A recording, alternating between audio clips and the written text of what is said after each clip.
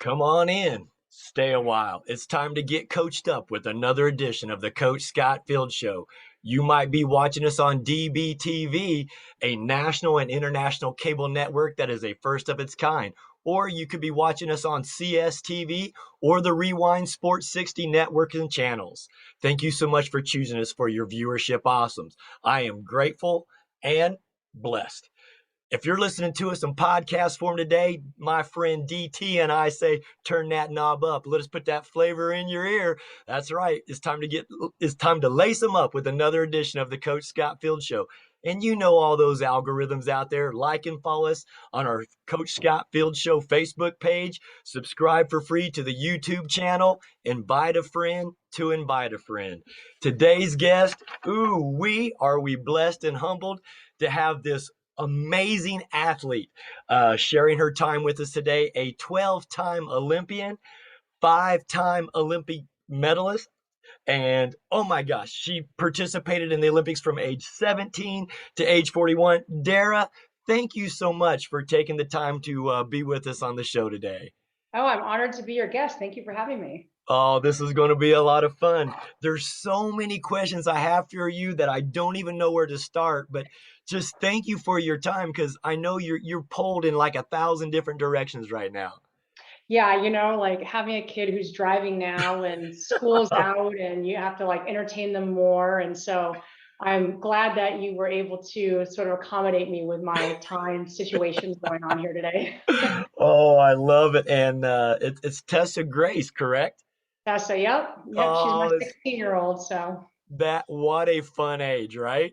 oh yeah, a ton of fun. So That's major sarcasm. what's harder, being a mom to a 16-year-old or those 3-hour core workouts? 100% being a mom to a 16-year-old. It's they have their hormones going and everything's like questions and questioning like what your answers are, or it's just like it just never ends. And everyone says gets better when she turns like 17, 18. So she just turned 16, so I don't know if I have another year I have to deal with this, but it is what it is, I guess. Thank God I only have one kid.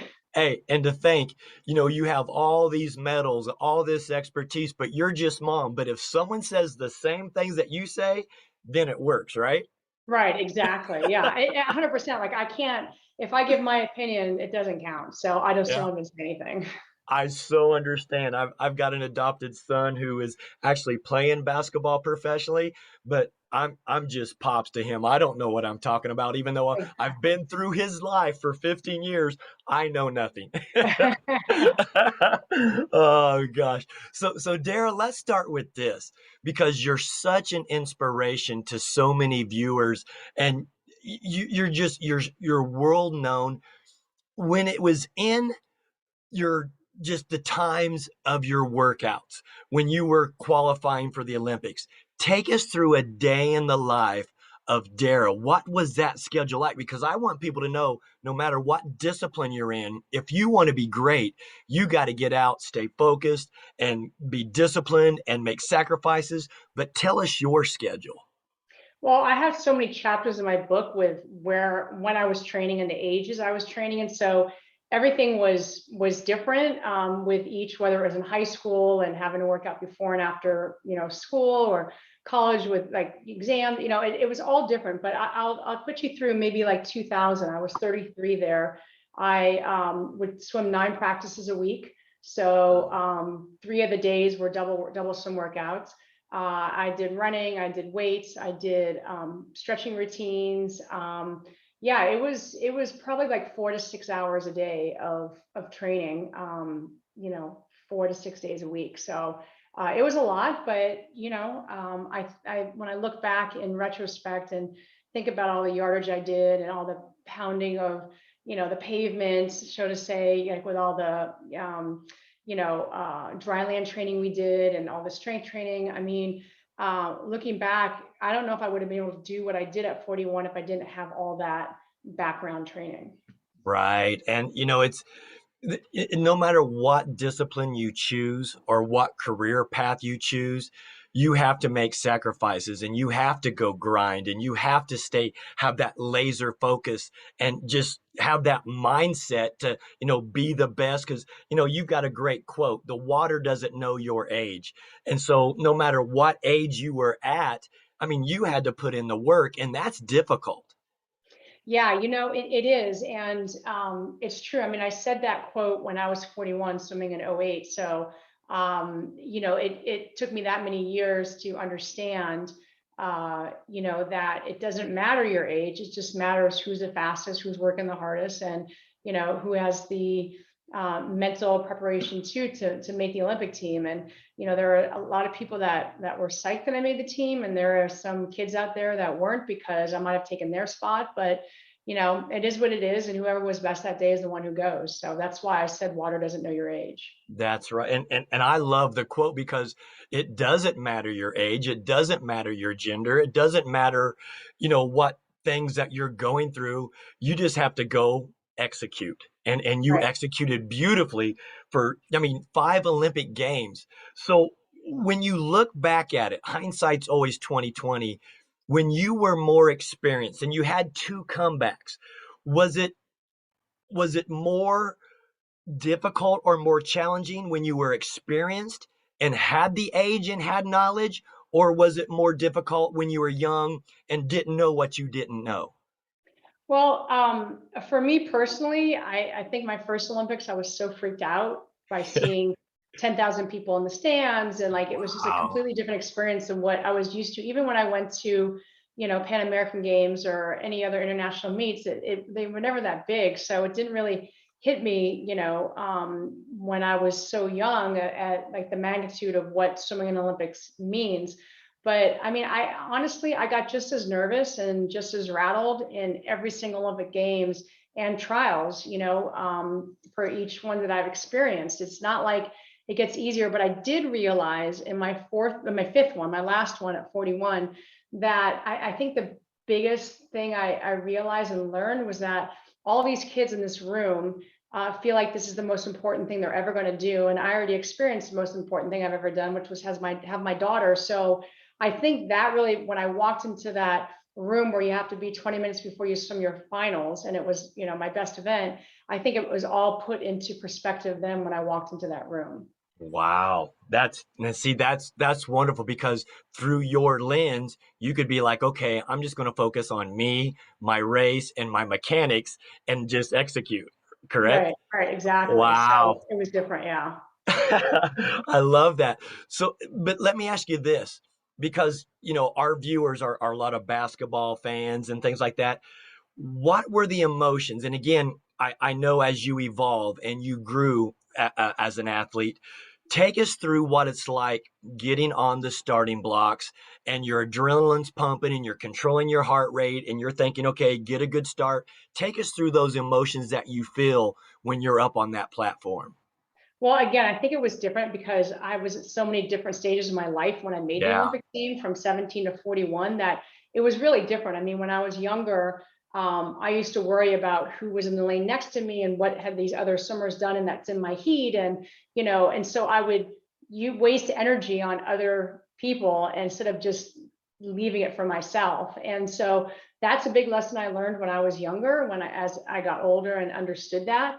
But when I got older, honestly, when I would go to the Olympics, I really tried just not to think too much about it, because again, the more you think about something, you start overthinking things and you get more nervous, the worse it is. So when people say, well, what were you thinking about when you walked out, into the stadium, walking up to the starting blocks for your race? And I was thinking, okay, where's LeBron and Jason Kidd and Kobe? They said they were going to come watch me swim, and I'm looking up into the stands when everyone's like, and getting ready. I'm like, God, where are these guys? And then I saw them with the U.S. contingency. I'm like, all right, that's cool. They Wow. came, and then I got up on the blocks and swam my race. But I realized that I would just get so nervous thinking about my race and thinking about everyone else, as I was younger, that when I got older, I realized if you put all the work in that you're supposed to do, when you get up on the starting blocks, just enjoy the moment, or if you go on Oh, the court, enjoy the moment,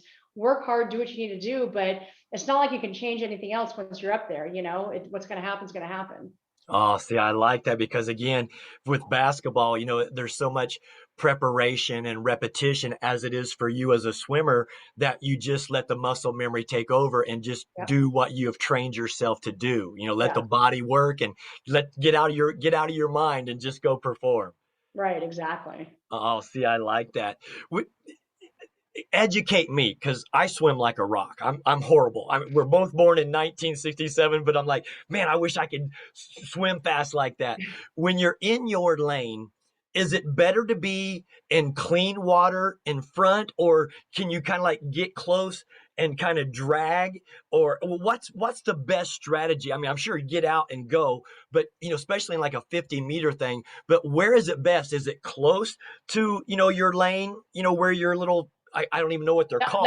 the line underwater, and then there's lane Yeah. lines and stuff. So basically, in my race, it's really just get up and swim your heart out. There's Yeah. no time to try to, figure out, well, should I move over here, or maybe I drag off this person or do that, and you just can't. If I'm swimming a relay or swimming more than a 50, and you always want to be in front, but Yep. some people are better second half swimmers. I'm much better at the beginning of my race, so I always have a tendency to go out first in front of people.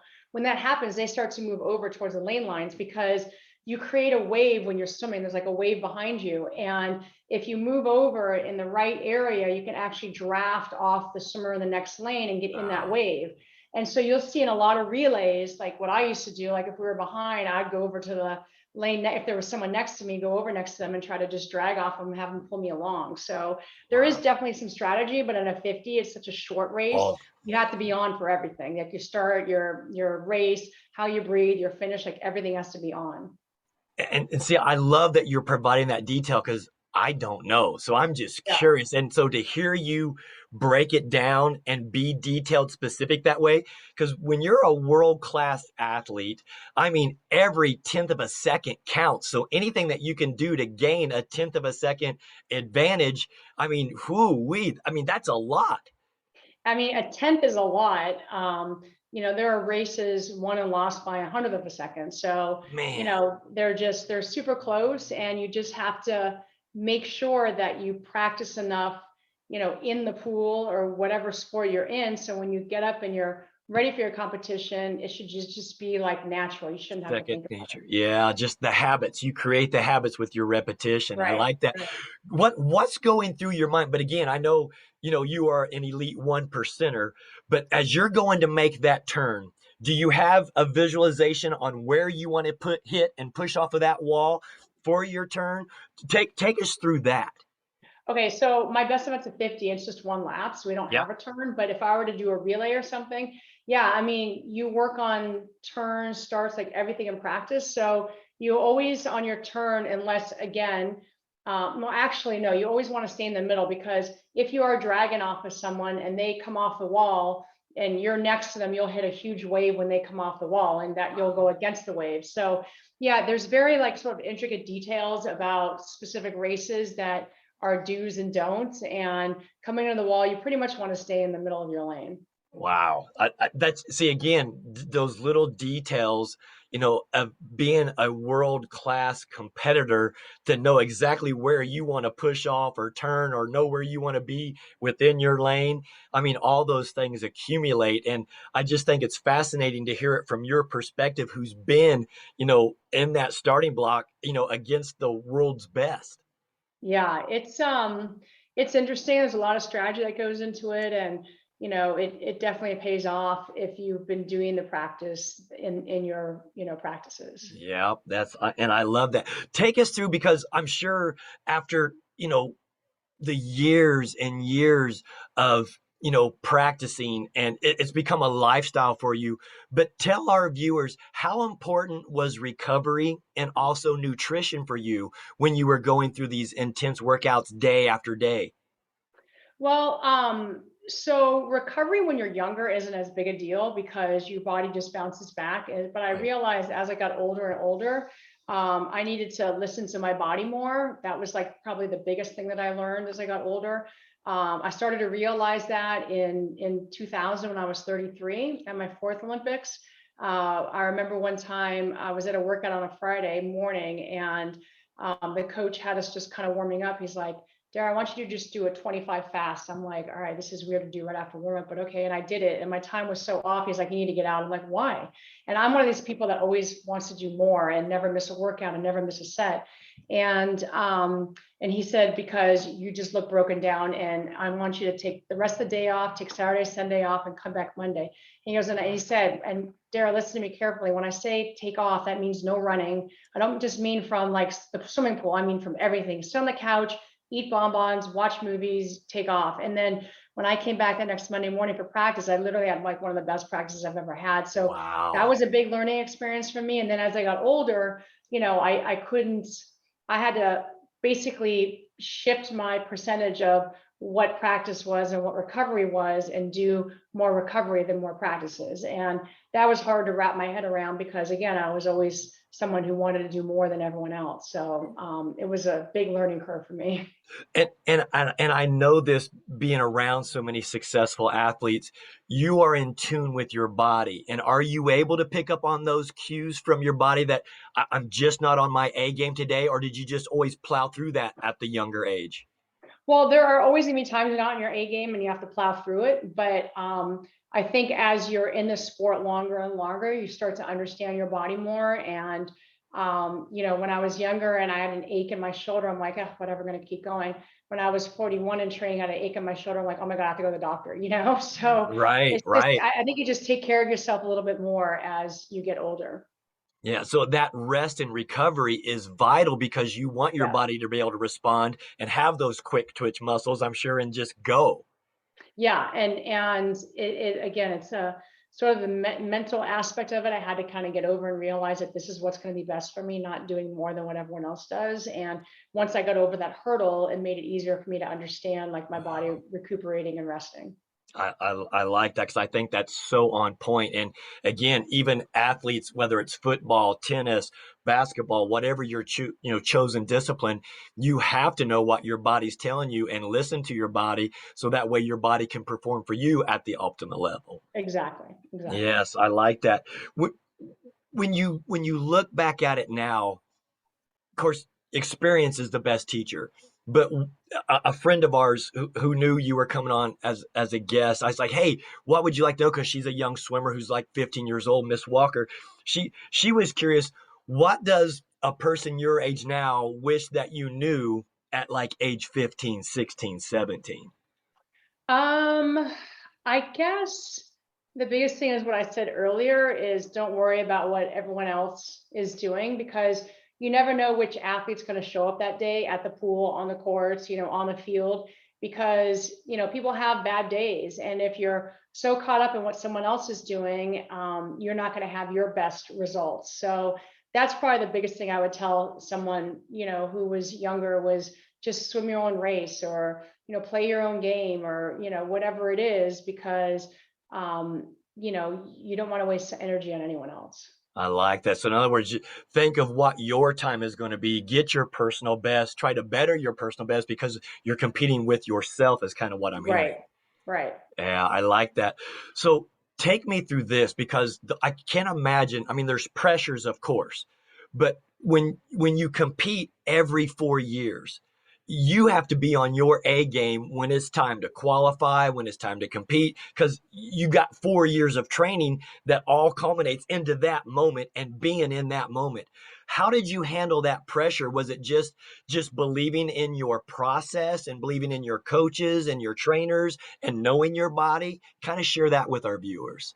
It's a very difficult situation, because probably I would think 95% of Olympic swimmers will say that Olympic trials are much more nerve-wracking and much more pressure-filled than the Olympic Games. And I think that's probably because, in the US, it's the hardest team to make. And you only have two places. Unless you make a relay, you can only get first or second out of the hundreds and hundreds and hundreds of people that are trying out.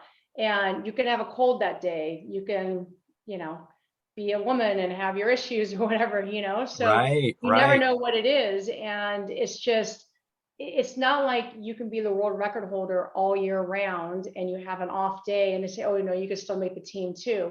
it's that moment. If you don't get first or second, you don't go. So it's definitely the most pressurized situation that I've ever been in as an athlete, is the Olympic trials more so than the Olympic Games. Yeah, wow. And I just think as an Olympic athlete, to be able to maximize on your discipline every 4 years, how do you keep that focus for 4 years through your training so that way you're going to be ready to, you had 3 world records at the time. So what was it that you did to maintain your focus and discipline between that 4 year interval between Olympic Games? It's not easy. The first three Olympics I went to, I was from 17 to 25, so it was an 8-year span. And it's hard because college was really wreaked havoc on my body. The coach really, I liked how he would think outside the box with our workouts, but they really were tough on the body and didn't have a lot of recovery. So it was hard to maintain that for 8 years. But then when I finished 92, I thought, okay, I'm done. I'm retired in 25. I'm the old lady on the team. And then when I came back, I was able to have a couple of comebacks where I think in retrospect, my body really was able to just recover for all those years. And I wasn't one to sit around anyway. I love working out. I love the way it makes me feel on the inside and That's out. right. So I was staying in shape anyway, not knowing that I was going to get back and swim, but realized how beneficial that was when I did get back and swim. Well, and again, it's a lifestyle for you. You've created these healthy wellness habits where you're triggering that dopamine and the Right. endorphins, and you're getting your adrenaline going at the right times to maximize that. And again, it is about health and wellness, and you've maintained that. I just can't imagine the pressure looking at it from my perspective. As in the NBA, okay, you're going to play. You may play back to back nights, and if you have a bad night, well, you move on to the next. But when you're putting pressure on yourself, say, okay, I got to be at a world class standard and then repeat it again in 4 years. I can't imagine that push and that discipline. And I mean, I'm sure there's distractions that come at you and you have to be like, no, I'm this is me, this is my lifestyle, I'm going to do what I'm going to do. Take us through that for our viewers. I think it's more so, let me think. The I think as an elite athlete, you always set goals. So for me, like when I made the Olympic team in a relay in my first Olympics, like I had that goal of, okay, I want to go in an individual event. And so when you have goals, it sort of it pushes you to push through those hard workouts or whatever you need to do.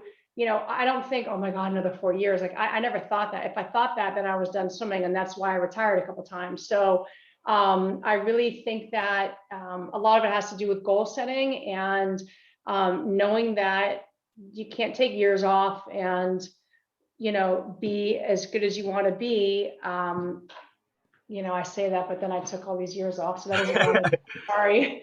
But I think No. when you're younger, it's I think like I said, the athletes set goals, and so it gives them the encouragement to be able to push through the workouts. And trust me, there are so many swimmers that are exhausted, and there are so many times I would lay down on my coach's couch and be exhausted, like, oh, what am I doing here, whatever. And then I get up, I'm like, oh wait, I'm doing this because I want to win a 50-meter free gold medal, or I want to, so you set your goals, and I think that really inspires a person. I like that because what I hear is there's so much competitive spirit and drive within that mindset that you didn't, let, outside white noise affect you Right, or what you were going to do because of that laser like focus and competitive spirit and drive that you had. right, exactly. Oh man. And some of your best swim times were, in the West Coast. But where was your favorite venue to compete? Because I mean, you think Beijing and Barcelona and Sydney and some of the amazing places that you got to go compete. Where was your favorite? Well, I mean, there really, most of the facilities, probably 90% of the facilities were unbelievable in every Olympics, every World Championships, or whatever I went. But I would have to say my favorite place probably was Australia. Oh. The swimmers there are kind of like rock stars. The country knows their swim team and they know who their competitors are. So when you walk into like a laundromat to do your laundry, like at training camp or something, they know who you are, and they treat you so well. And the country was beautiful. It was during their winter, so it was a little cooler, but there's just so much history there, and they did a fantastic job, and the facilities were unbelievable, and the country's just so beautiful. So I'd have to Oh. say probably Australia. So was Australia also your favorite as far as where you were housed and the Olympic atmosphere? Was that also your favorite? And Because that was 22 years ago. I think the only place where I didn't have good housing was in Venezuela when we had the Pan American Games oh, down there, and we were laying. I think the village never got finished, so we were basically our beds were like mattresses on the floor, like it was really oh, bad. so I Um, at Caracas, yeah, yeah. I So, coached a year professionally in oh Venezuela, so yeah. I know exactly what you're Yeah, talking I think about. it was really because they didn't finish, but for the most part, they really do a great job with Olympic villages. I realized though, as I got older and older, they got better and better and more high tech. And it started with a disco in '84 to like, virtual game rooms in 2008. And it was just really different.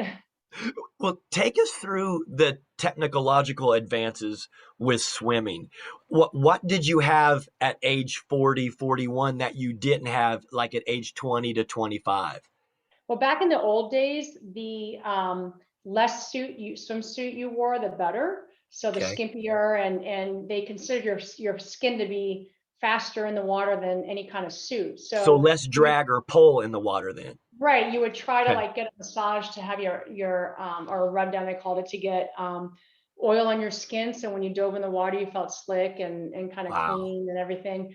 But as I got older and more Olympics went by, the technology of the swimsuits really changed, and it was the more swimsuit the better, because they got it to where the swimsuit material was faster than just having your skin in the water. And so that was probably a big thing that changed, the technology of the swimsuits. Obviously, the goggles are a lot more smaller and more suction into your eyes. The swim caps are more like domes, and they wear two caps now, which I would never, even think of doing. But they wear one cap, put your swim goggles on, and then the cap over it covers the goggles.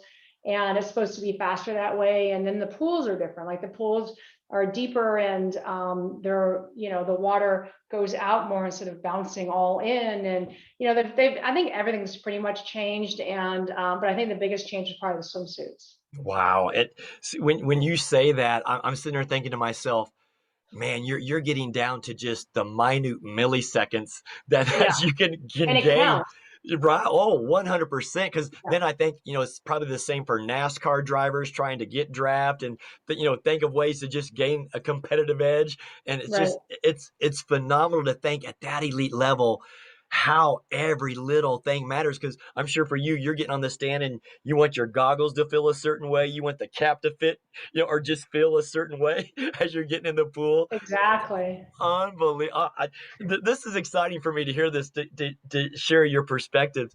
So, did you have like, of course, kids today, I know they like their music. Did you have like a playlist that would kind of help you get centered or focused or with your visualization? What did you do to kind of get yourself ready just, 5 minutes before the race? Well, I went from like with each Olympics, Walkman Yeah. to player to iPod to phone, so Yeah. Yeah. that the technology's definitely changed with electronics. But yeah, at a very early age, I think my coach made a point to tell me this when I was 13. I went to my first nationals, that he like after a year, he's like, I realized that you like to go off on your own, listen to your music and do your own thing. And I didn't even know I was doing that. It was just something I did because music Just your just really got me routine. going. And it Yeah. also, it went from like listening to disco to like, rap to, I don't know, pop. And then I went back to like, classic rock. And so I'm just like all over the place, but I Yeah. just need something that picks me up, that gets my adrenaline going before my adrenaline gets going. That's right. I get it. I so get it. Was there a visualization process that you would go before a race? So, you're kind of swimming the race in your mind before you ever get to that starting block? Nope. I tried to do that a little bit when I was younger, and it really didn't work for me because all of a sudden I'd be diving in, I dove in the wrong lane, I did a flip turn, my feet hit the wall, and like all the things that could go bad, I would think bad. And so I again, I'm the and visualization works for other people like tremendously, but for me it was more negative. So if I can just do what I need to do in practices, I should be able to get up, stand up on the blocks, and just do my thing. Yeah, so yours was just relax the mind, Yeah. let the body do what it was trained to do, and you just go off all that repetition for all the thousands of laps that you Yeah, swam getting to that position, right? exactly. Wow, that's just amazing to me. When you're thinking about, and I'm sure again, it changed as you evolved and your body evolved. But for a young swimmer, what do you feel is most important? Is it the shoulders, the arms, the back, the core, the legs?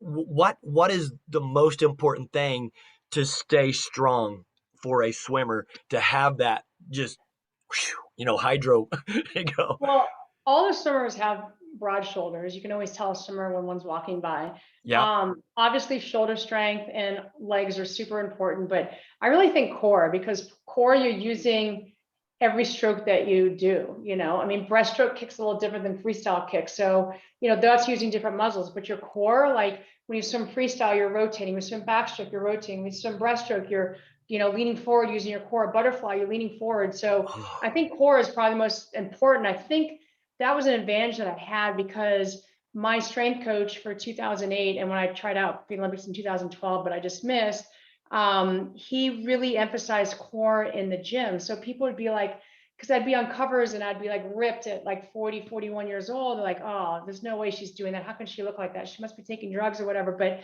my strength coach literally incorporated core in every single exercise I would do in the gym, in the weight room. So my body was used to that. And he would also incorporate almost using all your muscles when doing a certain exercise. Like if you're doing like rows, we would do it off cables. We would squat down, so we're using our legs and our rear, and we're using our shoulders and our arms. And so we never did an exercise where we just zone in on one muscle part. And I think that played a huge role, in my success. Oh, see, and I think that's so valuable because I feel like whatever discipline or whatever sport you're in, if you get a full body workout and you're putting different stressors on your body, you're not going to plateau as often and you're going to stay fit and you're going to you know your body and you know when you're feeling good and when you feel good, you're going to perform well. Yes. Oh, Yep. see, this is good stuff. How about gosh, you're doing so many awesome things. I mean, you're doing broadcasts now. You've got your public speaking engagements. You're doing corporate speaking, Keynote. You've got some sponsors. I saw was it the Can I group that you have? Yes. Brands. Yeah. Share a little bit of that with us. Well, my favorite thing to do is to give motivational talks. It started off where I hated it. I would get nervous. I would read off cards. No one was listening. And then in the early 2000s, or maybe it was, yeah, I think it was the early 2000s, I went to my old school and just to visit. And the headmaster said, hey, do you mind giving a few words? We have an assembly. I think the kids would love to hear from you. And I'm like, I don't have anything prepared. I can't do that. There's no way. And he's like, just go tell some stories. You'll be fine. They're kids. And I'm like, okay. And so I started to do that. And they were all listening. And I'm like, wow. I go, this is how you do it, And so I was able over the years with having so many experiences to put my speech together. And I feel like I have so many, like I said, I have so many experiences and stories Oh, that when a company or someone wants me to speak, they don't have to know anything about swimming because the experiences I've experienced it over a 24-year span of being in the Olympic Games, you're able to tell them your experiences. And again, even if it's with swimming, they can still understand the trials and tribulations or the great things or whatever it is that I went through. They can understand that. So speeches are definitely my number one thing I love. TV is great, but it's not as much anymore. I work on an all-woman sports talk show called yes. Need to Talk, and I was on the one on regular CBS Sports on Sunday where we highlighted basically Title IX and talked about its 50th anniversary. And so I work on that show sporadically throughout the year. They have 12 of us. They just rotate us around on the show once a month. And I also am a spokesperson right now for Can I Brands, and that's a CBD company that doesn't have any THC in it, which is great. And I was having issues. I had torn my lateral quad off the bone, and I had surgery, and I already had numerous knee surgeries before that anyway. And I wasn't healing very well. And so a friend of mine recommended this CBD ointment, and I tried it and I loved it. And so then I talked to that guy who owns it and runs it. And I said, hey, do you have any other products like I can try? He's like, yeah, there's Can I Sleep? And I'm like, oh my God, yes. Like my age, hormones, give me all the sleep I can get. So he sent that to me. I just fell in love with the products. They have Can I Boost? If you're kind of lagging during the day, it'll boost and not have to drink like 10 cups of coffee. And they have Can I Fresh, where someone who's like, I give it to my dog sometimes, who's a little bit anxious and stuff, that will kind of calm them. And a number of athletes reached out to them to take that during COVID when they were getting stressed out about like not having their games or their practices or anything else going on. And so it's been fun being a spokesperson for them. They also just launched a new wellness brand that has no CBD in it. It's just a wellness product. So if people get weird about that, but I think there's a big misconception with CBD, and they think there's THC in every single Right. product. And there's just not. And there are in some, but not in a lot of them. And it's amazing how much, they can really help. And I've introduced it to many friends and family members, and they all love it. So that's something I'm very, very proud to be a spokesperson for, and to be their chief wellness officer and be able to go out there and just tell people about the products. See, again, you and I were both born in 67. We're both double nickel. So, and Mm-hmm. I am I say survivor of rheumatoid arthritis. And when I Mm. heard you talking about, like the Can I Sleep, I was Yeah, like, oh my gosh, because we don't produce enough incredible. melatonin anymore. We Right. need the rest for recovery. I thought it was fascinating. I'm like, I gotta have you speak on that, because if it can help, just one person out there, then we're doing our job. So that's why I couldn't wait to ask you that question. Yeah, well, it's funny when I went to Italy a couple years ago, and my parents came who were older, and my daughter who was younger, I think she was like 13 or 14 at the time. And we went, and of course there's jet lag. And so I'm taking the Can I spray, and I'm like, and they're like, what's that? I'm like, oh, I'm gonna have a great sleep tonight. And they're like, well, we want it. I'm like, all right. So I'm like taking sprays and spraying to my 90-year-old stepdad and my 80-year-old mom and my 13-year-old daughter, and they all slept Wow. great. And it was like, wow, this is great for jet lag. And so yeah, I don't want to be one of those people that wants to wait and just see, okay, well, I know I can fall asleep. Like, I'm not Yeah. myself if I don't get my rest. And, Right. if people can take coffee to wake up, or take something to get their energy, why can't you take something to go to bed? As long Yeah. as it's like healthy, this is vegan, Yeah. it's a great product. So Well, yeah, I'm and so I excited. also heard you say that you didn't feel lethargic after taking it when you got up in the morning. You just felt refreshed Exactly. and ready to go. And I'm like, oh my gosh, that's a aha moment. Yeah, because a lot of products out there, like the hardcore products, like the PMs or whatever, they sometimes leave you like a little like ditzy in the morning, and a Yeah. little bit of like a hangover, PM hangover. So that's what I like about this product, is you don't feel like you wake up and you actually feel rested.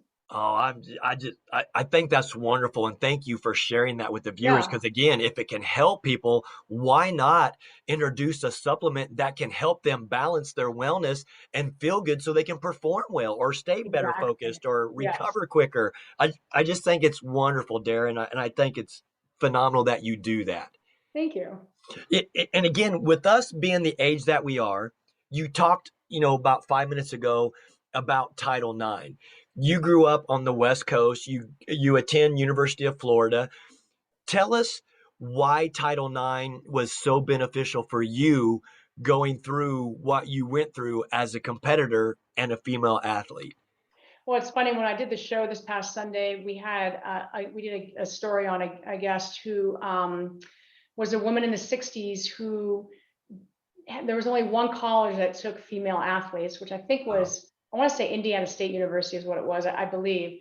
Terre Haute. And yeah, and I listened to her story, and I realized like how, like, even though everything was equal in college for me, and it was, as far as the Olympic goes, with the team and the accommodations and winning prize money and stuff, you realize that you didn't really have those luxuries if Title IX wasn't around. And I was lucky enough to pick a college that I wanted to go to, and I was lucky enough to earn a scholarship because of Title IX. And with those things, it really makes me appreciative that I wasn't born when Title IX wasn't around, and it makes you appreciative of how hard these women and other people worked to make this come into fruition. So we can have opportunities, that my daughter can have opportunities. I mean, when I was looking at colleges at her age, there was no women's lacrosse, and my daughter plays lacrosse. And so, it's so great. I remember like few weeks ago watching the women's NCAA lacrosse championship, and BC and UNC just going at it. These athletes were incredible. I mean, they were just so athletic. It was so fun to watch. So there's just a lot of, so many opportunities have come about because of Title IX, and it'll be nice when we get to the day when we don't have to say, oh, like Title IX, this is so great, we have it, and that is just a commonplace. Yep, I agree. I like that. And to kind of backtrack a little bit, because it's so fun, talking about all these topics. I read where, of course, you had a large family. Did you get the competitive spirit, competing against your brothers? Is that what kind of really helped drive you? Or who was your role models as you were growing up when you were in those, transformative, teenage years for you? I think the minute I was born, I was competitive. I don't think this is something that I learned, although having four older brothers and competing to be the first one at the dinner table, the first one in the car, I was always doing that. You're And preaching to I the think, choir now. I get it. yeah. And so I think that, obviously was big, but I think you're born with it. I've always been competitive. I always will. I think it's not as intense now because I have different priorities, but it's still there. It's still there. Yeah. And, but I do think that, having four older brothers definitely played a role. Was there a swimmer that you watched and you're like, that's who I want to be? I want to be, of course, I'm going to be Dara, but I want to aspire to be like that. I want to have that success. Who was that role model for you as a swimmer? I think I just had a bunch of different role models. It wasn't necessarily a swimmer. There were different aspects of different athletes that I liked. The There one you swimmer, go. if there was someone who I really looked up to, it was a girl named Jill Sturkle, who was the person who held the world record that I broke. And I sort of dethroned her in the 50 freestyle at nationals when I was 14 and she was 21, and she had just Wow. won that race all the time. And she was such a good sportswoman, with just, showing that it's not all about you, it's about, everyone. And there's just a couple instances where she sort of took me under her wing and made me realize that. So she's definitely someone who I look up to. I love that. And not very many people will get to experience what you've experienced. 12 medals as an Olympian. But what's it like sitting up there and you have that gold medal put around your neck? You hear the national anthem. Is it just an overwhelming sense of pride, or does it not really sink in until later because there's just so much going on? People ask me what that's like, what that feeling is, and it's really hard to describe. Basically, it's indescribable. Yeah. If you're the person who trained your whole entire life and you put in the work, and then you stand up there and that national anthem is playing and the American flag is rising up, and you're kind of overwhelmed with emotions. And for me, I think my issue was always, okay, this is great, like what's next? I never Ah, could like take a step back and appreciate it. And people are like, oh, you must talk about it. I'm like, I actually don't, unless people ask me. Like, I don't ever talk about my medals. I don't ever talk about swimming. I like when people come up to me and ask me about it because I can tell some stories and stuff, but it's just, okay, I did that, what's next? yeah. That's just sort of how I've always been. I so get it because as a competitor and as someone who loves what they do, it's a passion and a purpose that you do look for the next thing. It's like, okay, you win a championship for us, or for you winning a medal. It's like, okay, when's the next meet so I can do this all over again? Right, You're right. always looking for the next competition or a way to better yourself or to evolve and grow personally, professionally, or competitively. And I get that. So, there's only a few people that have longevity of success because of that mentality that you just spoke Right. about. Right. Yeah. Well, I don't know. I've just always been like that. But also I'm saying I so get it. We've got less than 10 minutes. Is there a time, because there are, there's times where we've had successes or accomplishments, but has there ever been a loss where you're like, oh, and that loss drives you more than the win, because you're just like, oh, if I would have just done this better, or if I would have just got that better, because we're perfectionists and we always want to strive to be our best in performance. Was there ever a loss that just nags at you? You're like, oh my gosh, I just can't get over that one. You know, not if you feel like you've done everything you can and did the best you can. And I think the biggest example for that for me is in 2008, the night before I stood my race, I was in the warm-up area, and you're not allowed on the actual pool deck while the Olympics is going on. The coaches aren't, the swimmers aren't, unless you're in that heat. It's just officials. And so I was in the warm-up area, and they have big, huge jumbotron screens there, so you can watch the races, while you're warming up, and what's, the heats before you and stuff. And so it was the finals, and I had my finals the next day, and I was just there warming up just to get a swim in and go eat and try to go to bed early. And Phelps was swimming for his 7th gold medal. And it looked like he was basically losing the whole entire race. And I was like, oh my gosh, he's not going to get like 8 gold medals like he wanted.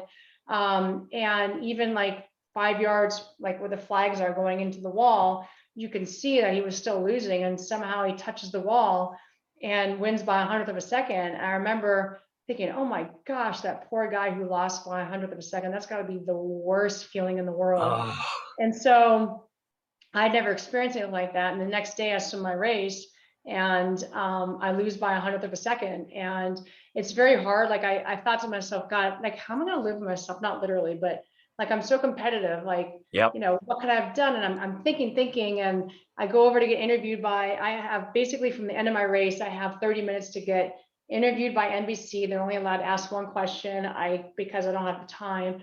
I go to warm down, I go to the awards ceremony, I go back into the ready room where you have to be to march out with the relay that I'm anchoring. And so when I go over to NBC, she basically asked me like, well, what could you have done? And I said, I don't know, I shouldn't have filed my nails last night. And that was really the only answer I could think of. And I go to the Wow. warm down pool, and the coach is going like this to me, because I'm swimming backstroke trying to like warm down. And I'm like, what? Because I'm in a mood now. He's like, you need to get this race out of your mind, because you have 3 other people relying on you for this relay. And I'm like, okay. So I put it out of my head, and I swim the relay, and we get a silver. And on that 17-hour, I go to the Great Wall the next day of China. And then the day after, I fly home because my daughter's home. And on that 17-hour flight home, I'm thinking, gosh, what am I going to do? Do I have to swim again now? Or I'll be 45 at the next Olympic Games. Like, how am I going to do that? And, having all these thoughts. And then I realized that, I have to be okay with it. Like, it was my day to win the silver. And if I gave it everything I had and I left no stones unturned, there's nothing I really could have done. It just wasn't my day, and I had to be okay with it. I couldn't dwell on it and be upset about it, because I did the best I could, and you have to be happy with that. It's so true, and I think that's well said, Dara. Thank you for articulating that very eloquently. You think of the lives that you've impacted, and the swimmers who looked up to Adara and were better because of them knowing you or learning from you. Because we all learn from each other, what did you learn from some of your younger teammates as you were going through your last Olympic Games? I guess it's kind of like what Gene Hackman does in what's the movie, the basketball movie? Why can't I think of it? Hoosiers, Hoosier. Hoosiers. Yeah. Yes, yeah. And how he goes to the court during the state championships and explains to the kids that this basketball court is the same length as the one you play on at home. And yes, there's more stands, but it's the same size, up to the net. The net's the same, like everything's the same. Although I think they had nets and the kids at home didn't, or whatever. But I think that's the biggest thing, is for the kids who get so nervous to understand that you do this over and over and over again. It's no different. I mean, yes, there's a crowd and stuff, but you've got this because you've done this so many times. So repetition really will play a role in helping you. Yeah. See, I'm from Indiana originally, so I'm like, preach, girl, Hoosiers. I couldn't believe I forgot the name of the movie because it's one of my favorite movies. Oh, that's so cool.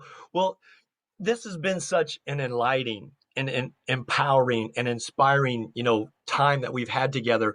What last words would you share with the viewers that we haven't touched upon already? Because you've given so many wonderful nuggets, but what would you say for anybody who's out there who wants to be the next Dara Torres? Well, you asked so many great questions. You covered pretty much everything. But I think the biggest thing probably is more so if you have issues with anything, that don't be afraid to talk to someone about it, you know? Oh, There's a lot of yeah. mental health issues going on right now. And, Amen. I had a very bad eating disorder in college, and it took me about 5 years to tell someone about it. And, I think you try to hide things because you don't want people to think bad about you, no matter what you're going through. And I think, the biggest thing is people want to help you. You just have to be able to be open and talk about it. And Yeah. don't be afraid to talk to your coaches if you're having an issue, or just anyone, because holding it in makes it worse. Yeah, it's okay not to be okay. And I'm Yes, glad that you addressed that. And yes, and there's a lot of male athletes who are worse at it because of the ego thing. But you know right. what? You know what? Seek help when you need help. And you're not, it to me, it's courageous and brave to ask for help because we all go through something at some time. We're all going to have tests and challenges. And for you to speak on that, I just think is wonderful. So Dare, I appreciate that. It, this has been so fun and I've really enjoyed this, and I know our viewers are going to be empowered by your lessons and the things that you've shared with us. But what's next for Dara? What do you see for yourself? I still try to figure that out too. It's okay not to have the answer of what's next. I hope I continue to do motivational talks and try to, hopefully change a life here and there, and help anyone that I can along the way. And that's sort of what I enjoy doing.